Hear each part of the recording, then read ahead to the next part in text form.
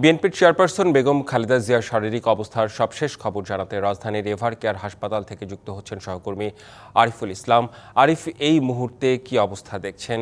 রাজনৈতিক দলগুলোর নেতাকর্মীরা তো আসছেনই, পাশাপাশি চিকিৎসকরা এখন পর্যন্ত কোনো কিছু বলেছেন কিনা?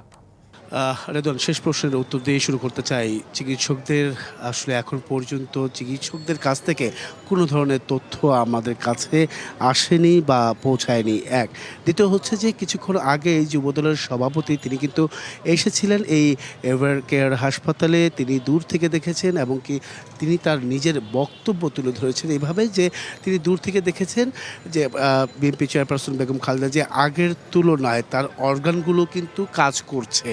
এটা তিনি একটি পজিটিভ বার্তা কিন্তু আমাদেরকে দিয়েছেন। এছাড়াও আরেকটি যেটা বিষয় যে তথ্যটা দিতে চাই সেটা হচ্ছে যে বিএনপির মহাসচিব মির্জা ফখরুল ইসলাম আলমগীর তিনি কিন্তু 5টার সময় গুলশানে একটি সংবাদ সম্মেলন রয়েছে, অন্য বিষয় হয়তোবা সংবাদ সম্মেলন, কিন্তু সেখানে হয়তোবা এই বিএনপি চেয়ারপারসন বেগম খালেদা জিয়ার যে সবশেষ কি অবস্থা সেই বিষয়গুলো হয়তোবা জানা যাবে।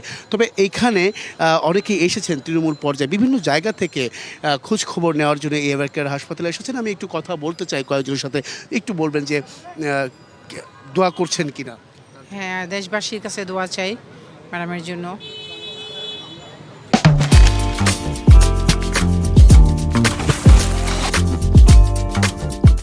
এখানে আরও অনেকেই আছেন।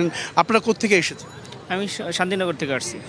থেকে কখন এসেছেন, কি চাচ্ছেন আসলে আল্লাহ তাআলার কাছে?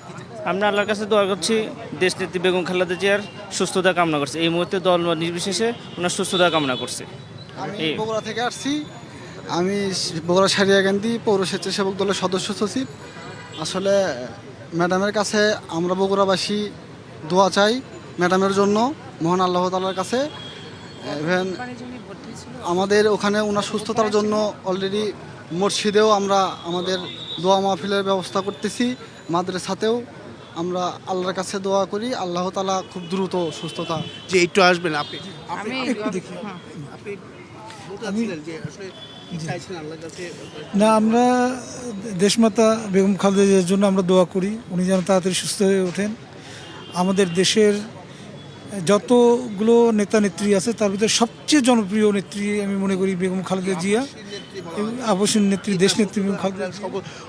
শুধু আপনারা নয়, দেশবাসী প্রত্যেকে দলমত নির্বিশেষে প্রত্যেকে আসলে দোয়া প্রার্থনা করছেন আল্লাহ তাআলার কাছে যাতে করে দ্রুত সুস্থ হয়ে তিনি আবার ফিরে আসুক তাদের প্রত্যেকের মাঝে, সেই প্রত্যাশায় কিন্তু করছে প্রত্যেকেই। তো এই ছিল আসলে রেদওয়ান এখান থেকে সবশেষ। পরবর্তীতে নতুন কোনো তথ্য পেলে অবশ্যই জানানোর চেষ্টা করবো রেদওয়ান। জি নিশ্চয়ই, আমরাও জেনে নিতে চাই আরিফ আপনার কাছ থেকে। ধন্যবাদ আপনাকে।